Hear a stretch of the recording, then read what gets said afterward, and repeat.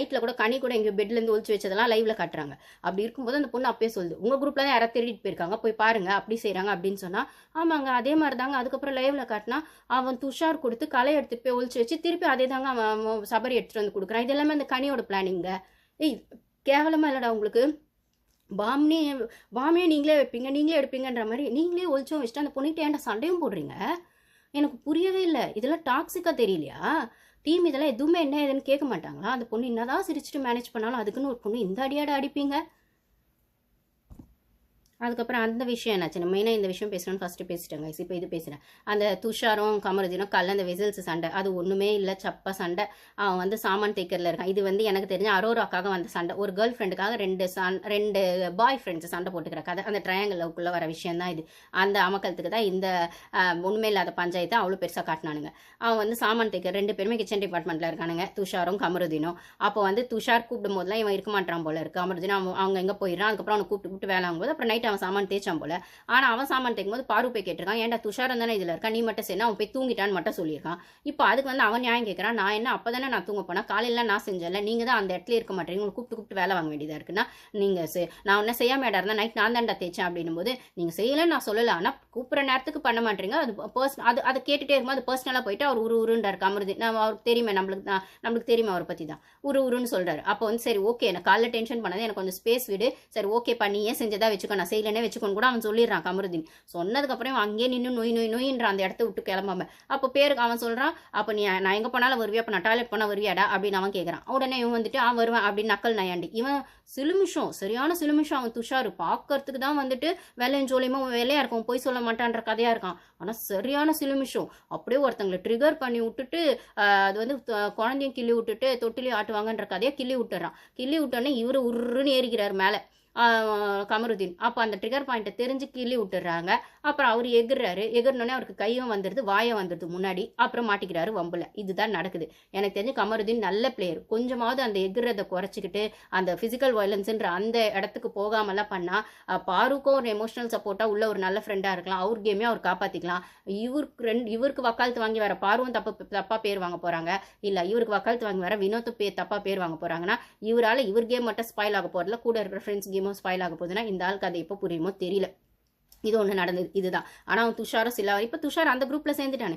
கனி group மொத்தம் இப்போ இந்த சுபி எப்போ அந்த பாயிண்ட்ஸ் கொடுக்க மாட்டான்னு பார்வதி ஏமாத்தினாங்களோ, சோஷியல் மீடியாலையும் பார்வதிக்கு எதிராக ஆல்ரெடி இருக்கும்போது எல்லாரும் சுபியோடது செலிப்ரேட் பண்ணுறாங்கன்னும் போது அப்போ உள்ள ஆல்ரெடி ஒன்று இருக்கே, அந்த குரூப் மொத்தம் உள்ளுக்கே இருக்குது அந்த பாலிடிக்ஸு.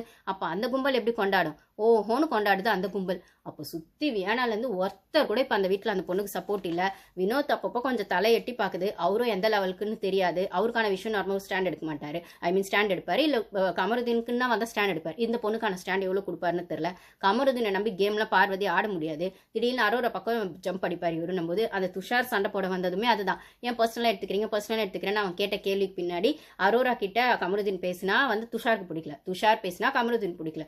இது இந்த கதையாக ஒன்று போயிட்டு இருக்கனால அது அந்த பஞ்சாயத்தாச்சு. அதுக்கப்புறம் நான் சொன்ன அந்த பேட்டரி பஞ்சாயத்து, பேட்டரி போர்டில் பாரு கார்னர் பண்ணதுக்கு வினோத் எகிரிட்டு வந்துட்டார். அது இதெல்லாம் ஒரு விஷயமாக்கா, இது ஏன் பெருசுப்படுத்துறீங்க? எல்லாரும் தான் இந்த வீட்டில் அடிக்கடி மறந்துடுறாங்க செய்கிறாங்கன்னு ஒரு சப்போர்ட்டுக்கு வந்தது தான் எஃப்ஜே எகிரிட்டு வந்தார். அந்த எஃப்ஜே எகிரிட்டு வந்தவன் அவன் வரான்ல, அவனை பார்த்தாலே எனக்கு அரையணும் போல இருக்குது.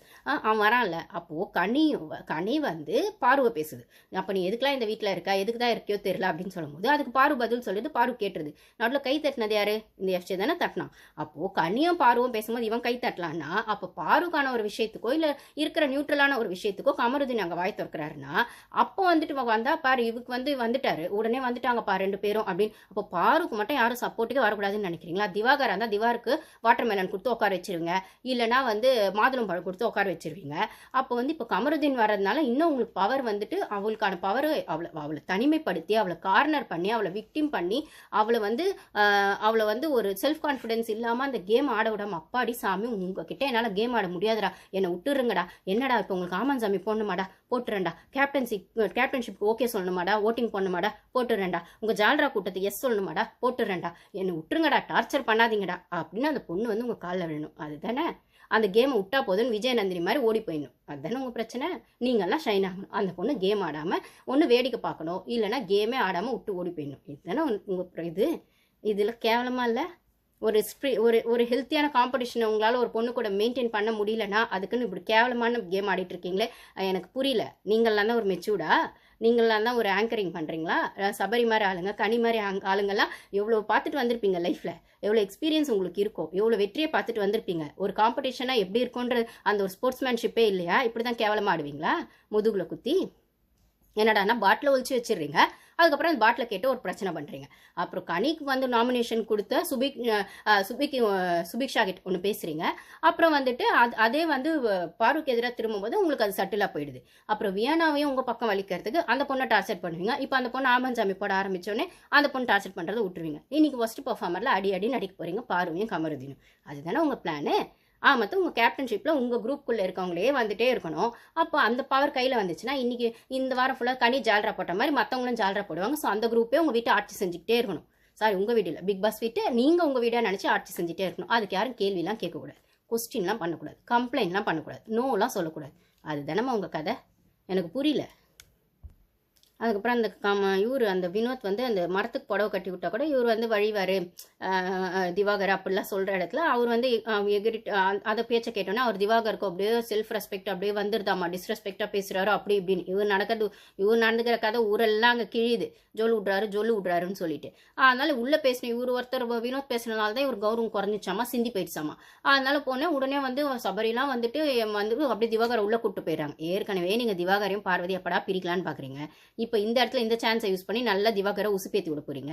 போய் உட்காந்து அந்த கலையை கூட உட்காந்து பேசுறது, மற்றவங்க அரோரா கூட உட்காந்து பேசுறது அப்படின்ற மாதிரி பண்ணிட்டு இந்த இடத்துல வினோத் அப்படி பேசினாரு, திவாகர் வினோத் கூட சண்டை போடுவோம், வினோத்காக கமருதீன் வரும். அந்த சண்டை தான் நைட்டு ஃபுல்லாக அந்த மாதிரி ஆச்சு.